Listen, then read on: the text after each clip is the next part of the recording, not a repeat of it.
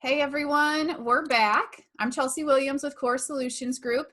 And in this video series, we're consulting the key business people that you should be consulting in your law firm. So it's not all about the numbers, right? We know that. So what we do in this series is we bring business professionals to the table that could really be an asset to your business and that are willing to share some information that'll hopefully get you a few golden nuggets. Today with us, we have Dena Lefkowitz, and she is with Achievement by Design. Dena is a professional coach and a lawyer in a past life, and now she is teaching lawyers what they didn't learn in law school. And if you've watched any of our videos or read any of our content, this is a big one, the things that you don't learn in law school. So I'm really excited about this conversation. Dena, tell us a little bit more. Thank you so much for having me, Chelsea. I like to start with my networking story, my marketing story, because I had a wake-up call that a lot of lawyers will relate to.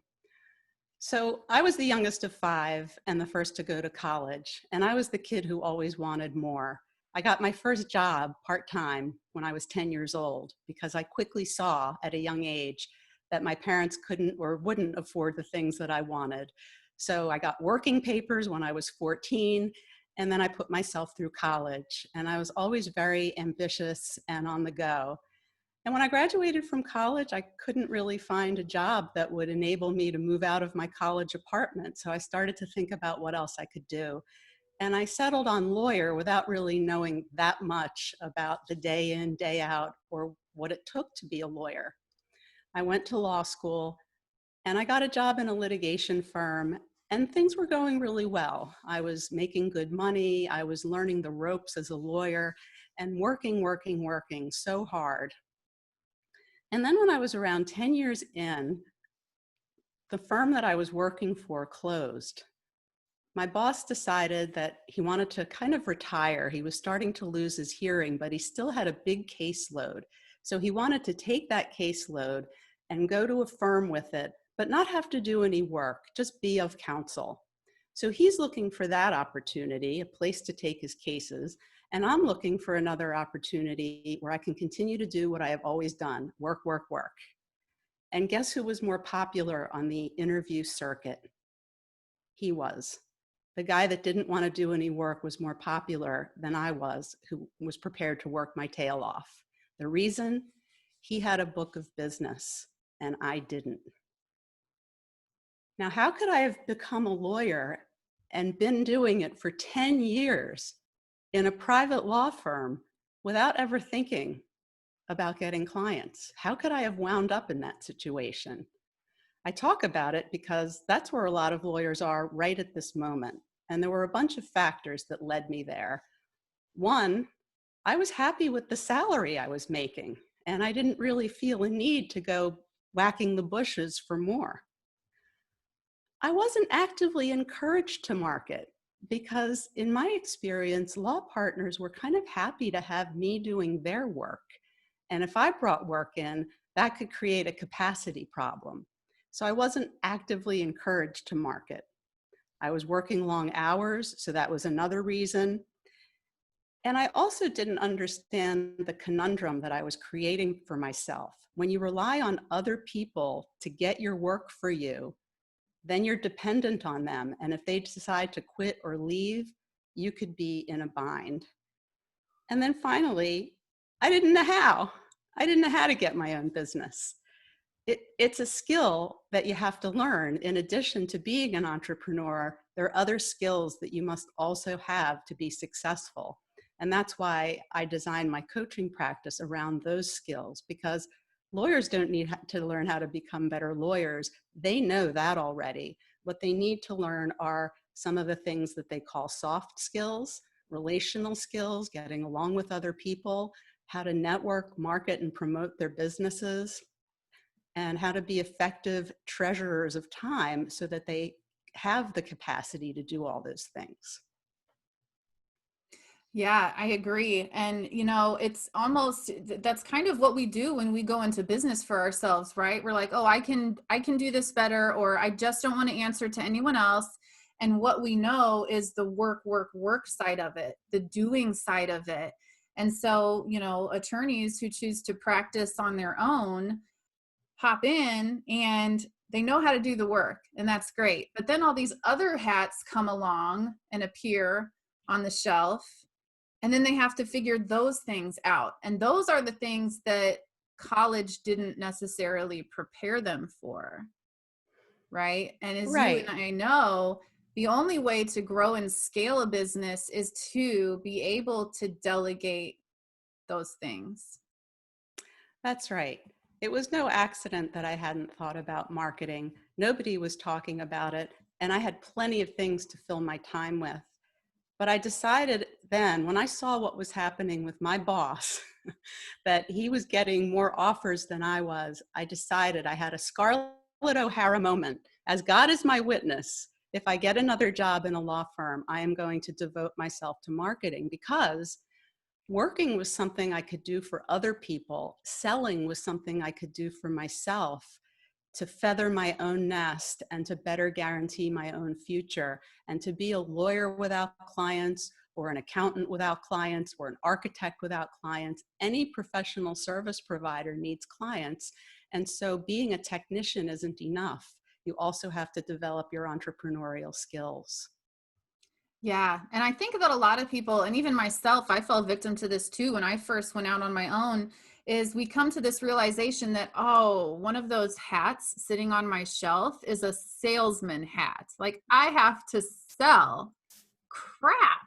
Like, I think a lot of people have, I think a lot of people have a mind block around that. And I certainly did. And I'd love to hear your take on this. For me, the I had to accept in my own mind that I didn't see it as selling. I saw it as informing and filling a need. So I took that label sales off for myself and instead made it something that was meant to be helpful and informative and valuable to the people that I came into contact with, even if it didn't directly lead them to being a client in my business. But in your opinion, for someone who has that mind block around sales or maybe doesn't know where to start, what words of wisdom do you have to share on that? I love that you changed the label, because a label is just that, a label. You can call it something else and still do the same behaviors. I actually left private practice for a long stretch of my legal career. And one of the reasons was that I thought I wasn't going to have to sell. But what I found was that being in-house counsel requires you to sell in a completely different way. You have to sell your ideas. You have to sell your initiatives. I had to go to Congress and the Senate to lobby for funding. If you don't think that's selling, you're wrong. It is. You're selling. You're trying to get buy-in for an idea that you have that you want somebody else to invest in. And there's so much of that, regardless of whether you're an in-house lawyer working for a big corporation or you're a private lawyer working for a firm. The activities that you're involved in have to include persuasion and emotional intelligence. And so if you need to call it something other than selling, do it, but recognize that the activities are still going to be the same. Business development is a great way to put it, because that way you feel like you're building something and you're providing value to people, which is what you're doing when you sell. Yeah. And in other words, we're already doing this stuff, right? That's Whether it's right. in the courtroom, whether it's, talking even to our team, like we're selling our team the vision, the mission. So I think that helps some people to be like, all right, I'm already kind of doing this. It just needs to be in an organized fashion that is then projected to the world, as opposed to internally. What you just said is so important. I'm already kind of doing this. One of the techniques in coaching that I use sometimes is called appreciative inquiry. And it does just that. It looks to other areas where the person has been successful before, and what skills, attributes, inclinations, techniques can be drawn from that previously successful experience. So yes, we've all We've all sold, even when we were little kids, trying to talk our parents into buying us something we wanted. I'm sure your kids are selling you every day. Every day. They're terrific. I need to get them on a car lot ASAP. So I always start out, if somebody comes to me for coaching, no matter what it is, we start out in very similar places. And the first is put your attention on your intention. Put your attention on your intention.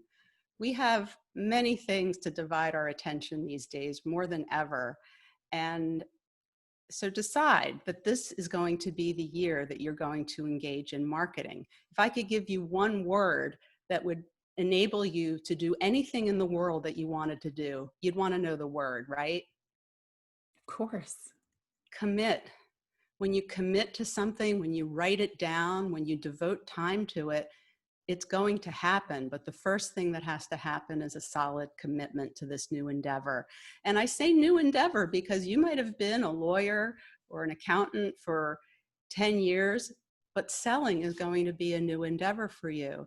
And just like you put in your 10,000 hours to get excellent at being a lawyer, you're going to need to put some time in to be better at this.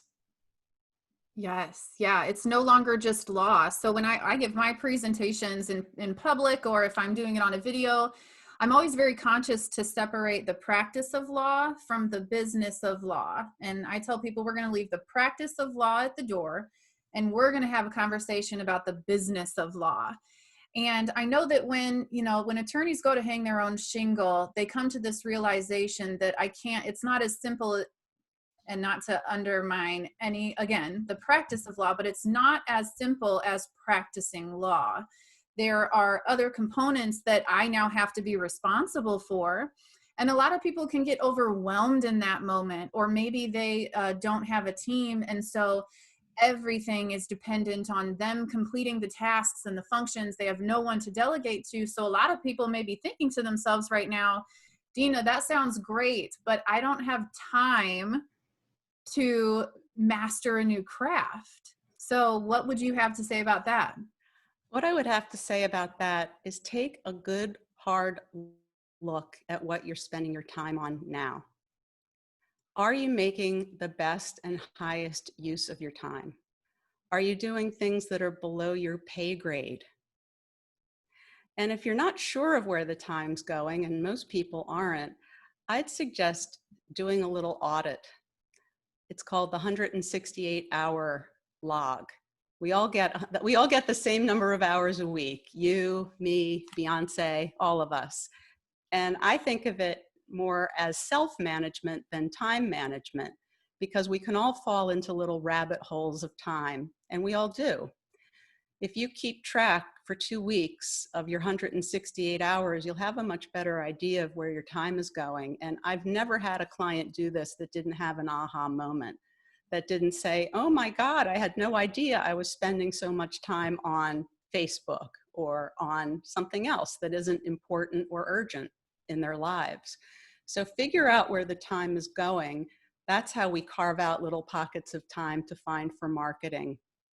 I had a very successful client come to me. She was already a partner in her firm, and she couldn't find time to market her practice. And I had her do this exercise, the 168 hours, and she came back and said, guess what? I have plenty of time to market. What was she spending her time on? Dead-end projects. Her firm had a lot of committees, and she was on every one of them. She was always the person to get tapped for doing some administrative project.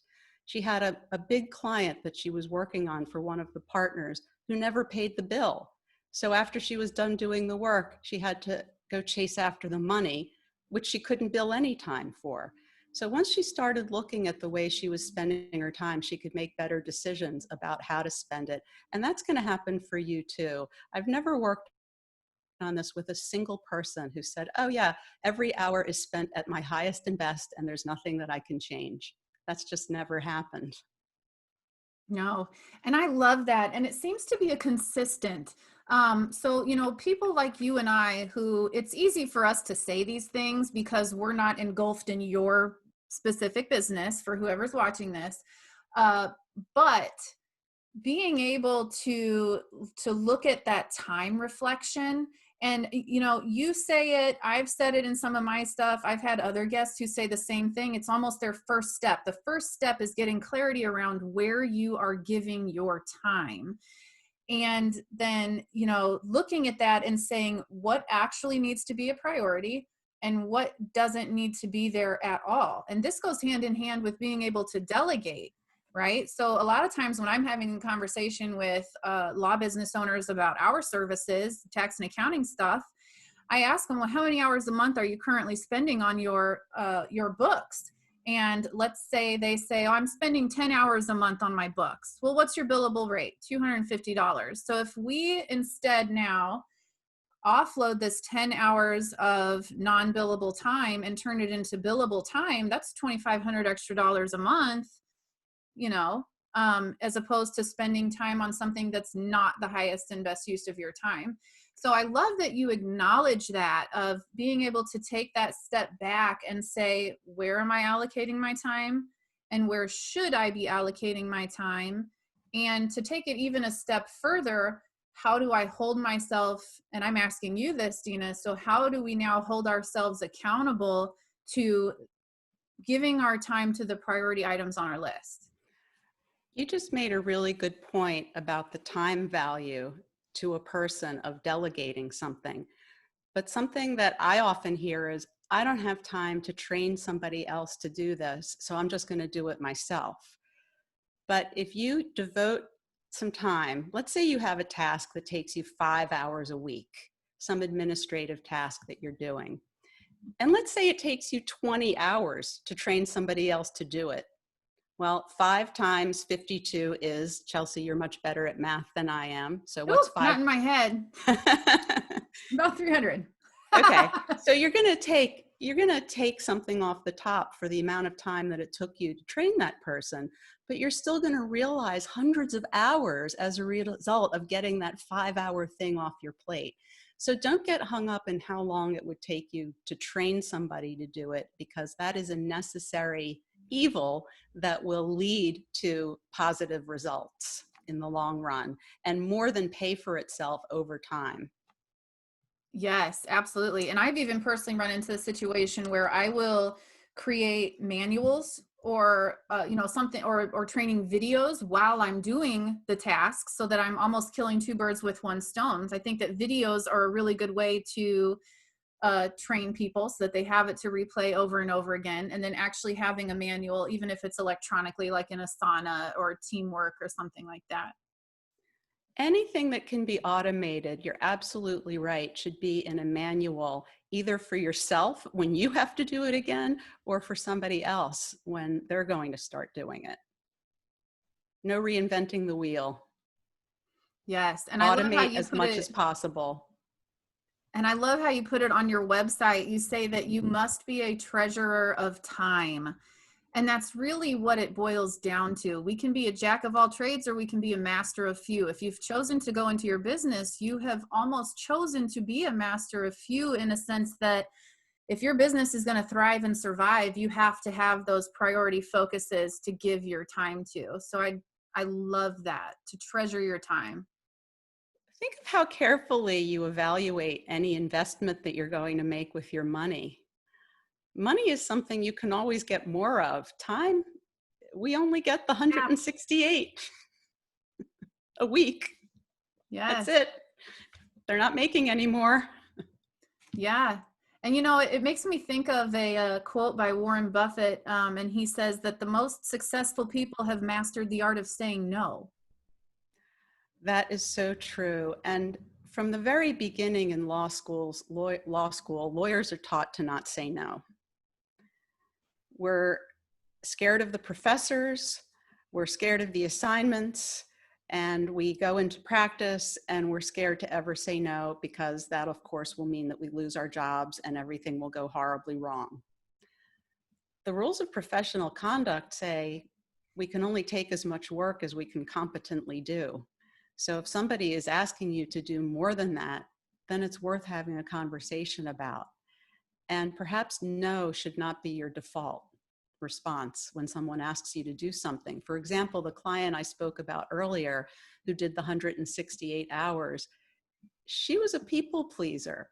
Someone wanted her to be on a committee. Someone wanted her to take over some project. Yes, yes, yes. She yesed herself into having no time to do the thing that was important to her, which would make her money and gain her status, getting a book of business. So she built herself a house, one no at a time. Oh, I love that. And you're right. So it's so easy to be the yes man, but what we're really doing is selling ourselves short and not making as big of an impact as we could, focusing on fewer things. For sure. I love that. Yeah. Uh, So you want to clear the deck. You know, if you have old matters lying around, stale stuff, your office is a mess, clutter competes for our attention. It's like having a small child tugging on your leg saying, look at me, look at me. So start with your physical environment and put away the old stuff and make room for something new. The only way to bring new things in your life is to create space for it to occupy. And if you're all cluttered and chaotic, new business is not going to come your way because you're not ready for it. And yeah. if it did come your way, you'd really be in a pickle because you don't have the capacity to handle it. Yes, I have a good story about that on my website. The day I met the lawyer that changed my life, and when we walked into his office, there were boxes of paper everywhere, everywhere on the floor, up to the ceiling. There was a receptionist somewhere in there and a desk somewhere in there.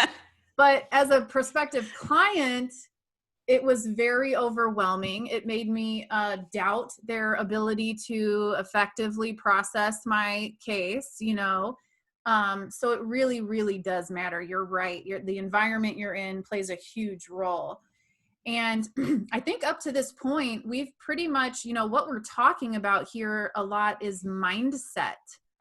The That's right. mindset of shifting your perspective so that sales doesn't seem too scary. You do have the time, there's no excuse. And, you know, making that decision to invest your time in, you know, in being a master of few instead of a jack of all trades. So now that we've kind of addressed the mindset of it, I know just because you and I have a lot in common with the beliefs and the things that, you know, the information that we share. Mindset is where it starts, but then in order to maintain that mindset, we have to really feed it with habits. That's right. And I know that you talk a lot on that too. So tell me about some of the habits that you think are supportive to what we've talked about so far. The most important one is setting the time aside to spend on marketing every single week. Put it in your calendar. Things that aren't on your calendar aren't going to get done. And you mentioned overwhelm earlier, Chelsea. One of the things that busy professionals can do is to deal with overwhelm. Sorry. One of the things busy professionals can do to deal with overwhelm is to do a brain dump.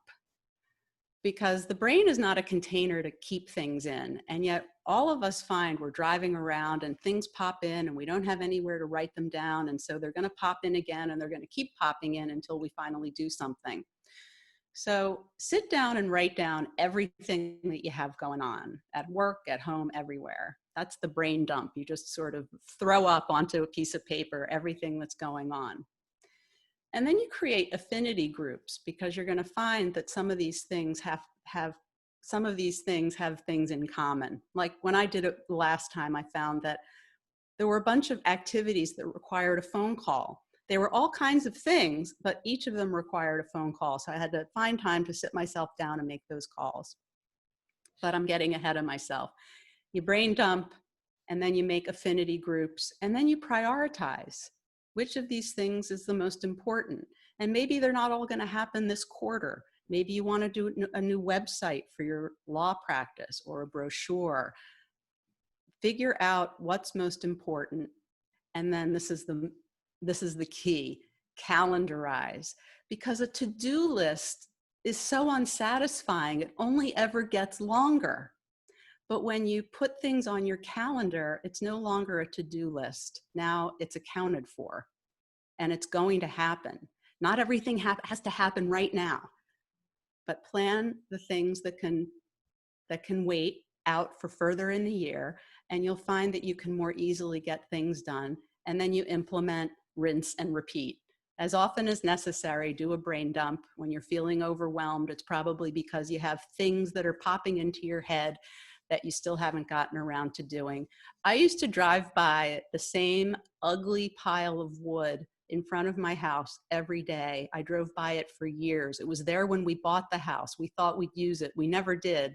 Kept driving by it. And then finally one day, I stopped my car in the middle of the driveway. I got out, I dealt with it, and it was no longer taxing me. It stopped being an energy drainer. And we all are tolerating things. So think about your energy drainers, your time wasters, things that you're tolerating so that you can get them out of the way for the things that are more important. There are many things that can drain your energy. People, having too many emails, having too long a to-do list that just feels paralyzing, and you end up deciding to go on Facebook instead. Avoid. Yes. And if I could share, I had the same type of experience managing my time. And one thing that worked really well for me and that I still use to this day is time blocking. Yes. So in my calendar, I have allocated specific days and times for different functions of my business. Like Monday is my marketing Monday. I go through and create blogs and do videos like this one. It's a Monday. And get all of that stuff done while my mind is fresh in the week and I can get my creative juices flowing. And then, even so far as going, saying that Tuesday mornings, Wednesday afternoons, and Thursday mornings are the only days that I will see prospects. So chunking your time out into which tasks you're able to do within that block of time, and then also being able to cut it off when it's done. So I had the hardest time with email. Dena, my email would cause me so much stress.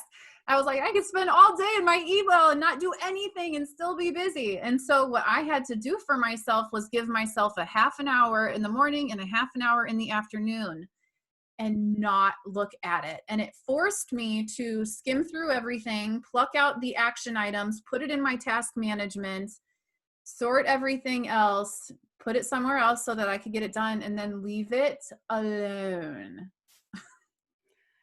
That story makes me think of two things. One is people often say, I work best under pressure, so I'll procrastinate until I have to do it, and then I'll do it like that. Nobody works better under pressure. What happens is their behavior changes. They stop allowing interruptions. They close the door to their office, and they focus. And that's the behavior change. And then what you were talking about with blocking time, I call that the ABCs of a perfect week. You have your action days. That's what the A is for. That's when you're making money, doing that thing that you do, whatever it is. And then you have billing days, when you pay bills, when you send bills, when you do administrative things. Whether you're a partner in a law firm or an associate, we all have administrative tasks that we don't get paid for. And then my favorite, the chillin' days, the days when you take time off, because play is important. Relaxing and enjoying life is really important. And if you run on fumes and you're one of those people who has no free time, you're not going to have an enjoyable life, and you're probably not going to have a productive life. Back when the gym was still open, I used to see people rushing in. They'd have a cell phone under their ear. They'd be holding their gym bag and dragging a kid with their other hand. And I thought, those people aren't being more efficient. They're not getting more done. They just feel more frantic and chaotic than the rest of us do, because multitasking doesn't work. So that behavior only creates the possibility and the opportunity for an accident, to trip over yourself or to lose your kid or to drop the phone. It's not making you more productive. Yeah, I think that's something that a lot of people need to take accountability for in their own lives, is not allocating the things and kind of letting it spill into something else. And as much as we talk about business and work and making money, none of it matters if you can't leave the office and find you're happy. So I have what I call my top 10 money myths, and it's the lies that we tell ourselves about money. And one of them is that money makes you happy. And I acknowledge that money can help, but money is not the source or the creator of happiness. And if we can't take time now to identify those and focus on those and, invest even more in those, you can make $1 million, but it's nothing if you're miserable or don't have 1 minute to spend it. Yeah, so if you've decided that Tuesday afternoon is going to be your billing time, don't let it be interrupted with other things. If you're having an action day where you're creating the work, where you're doing the thing that you get paid to do, don't allow interruptions. Don't let your intentions get derailed by somebody else's emergency, which Yeah, and happens a that goes, lot. yes, it does. There's a saying for that. Lack of preparation on your part does not constitute an emergency on mine. That's a great one. That's a great one. No, that goes hand in hand with you saying, even treasuring your time, but protecting it too. Making sure that you are in an environment where you can focus and be productive and protect your time from distractions, when you commit to something. And you asked earlier about being accountable, and I mentioned putting it on the calendar.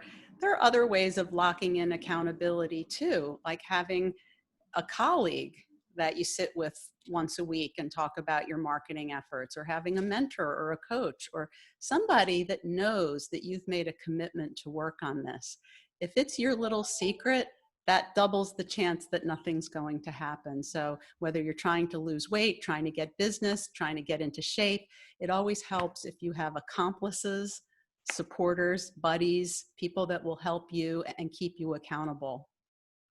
Yes, for sure. I've heard a lot of people say, share your goals, because then you feel more pressure to reach them when somebody's looking at you being like, okay, they said they were going to do this. Let's watch and see if it happens. So I think there's a lot of truth to that. Well, that really is the story of my life. And I did an interview like this a couple weeks ago, and I had it in my mind that I wanted to do a video to help out during the COVID-19 crisis. I've seen so many artists and musicians and yoga teachers offering things online for free just to contribute. And I was thinking, what could I do to contribute? And I had this idea of making a video about how to create a vision board, because it's the time of thing many people have time for right now, because it's a couple hours that they could spend on a weekend doing this. And right now doesn't feel that great, and it's more empowering to think about what the future might hold, what you can do now to create a beautiful future. So I decided to make that video, and I was sort of chugging along on it. And then I went on someone else's show and I talked about it. And then that weekend I did it because I had to. I said it out loud in front of other people. Yes, you held yourself accountable. That's right. Oh my goodness. Your COVID helpful response sounds so much more fun than mine. I think that we became SBA loan modifiers there for about a month with the work that we did, helping Well, that's hugely navigate important. the PPPs and EIDL and all of that.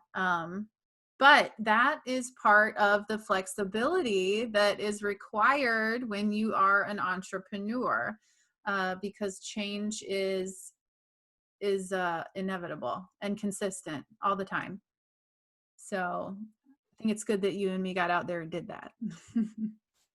Yeah, and I would say to anybody watching this video, what might you be able to share with people right now? How could you be of value or be of service simply by doing what you do? Whatever your talent is, whatever your business is, think of some way to share a little piece of it with people who really might be able to use it right now. Yes, yes. COVID has caused so many shifts in people's personal lives, in people's business, in people's trust. There's so many things happening right now. And I think that's an important question that we can all ask ourselves is, what can we put out into the world right now that's going to be positive and helpful and not necessarily be a sales generator, but be a presence and a voice right now to the people that need to hear it, being everybody's relevant target market. Everybody has a need right now. Everybody's facing something. So, I think a lot of the really good advice for what to do in COVID, no matter if your firm revenue has completely been cut off, if it's dropped drastically, if you have extra time right now, everything I keep hearing and what I believe as well is that now is the time to work on the things that you've been putting off, the on the business things, the lists of tasks that need to get completed. Yes, and it is also a really good time to connect with people. Something that I hear from clients when I'm working with them on business development very often is, oh, I was supposed to call so-and-so 2 weeks ago and I didn't do it, and now it's too late. That is something I have heard so many times, and now it's too late. And they say it as if it were a fact. And generally, the only time it's really too late is if it's an RFP and the deadline is over. For most other things, there's no closed window. And right now, during this time, when so many people are working from home, it's a golden opportunity.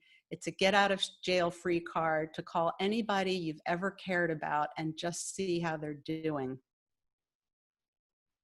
Yeah. And to call prospects that you didn't follow up with and see how they're doing. And And to create call process. former clients and see how they're doing. Yes. And so on and so on and so on. Yeah, planting a lot of seeds. I agree. COVID, while tragic and unfortunate, there are opportunities to be found. There are wise ways to spend your time, so that it's still an investment of your time and helping others and contributing to the overall mission and vision of your firm. For sure. Yes. Awesome. I was Wonderfully. watching one of the talk shows last night, and Amy Schumer was on with her husband, and I thought, oh, let's see what they're up to. I'm sure their life is very exciting, and they're dealing with the same things we are. They're at home together trying to figure out what to do. And so like I said earlier, it's been a great equalizer. Yes, even the Kardashians are stuck in home. So, we're all normal now. This really is bringing everybody to the same level, huh? Awesome. Well, thank you so much for all of your words of wisdom and your time today, and for being willing to come on here and share with our audience, the insight that you have to share. If people are wanting to get a hold of you, Dena, is that all right? And what's the best way to do that? My website is Achievement by Design. My office number is 610-566-5089. And I would love to hear from you. And I'd love to help you with your career. Thank you. Thank you. Such an important. And thank you so much for having me. This was a blast. Yes, it is. These are so fun. I love doing them. So thank you everybody for tuning in, and we'll be back with another one for today. Thank you so much, Dena. Thank you.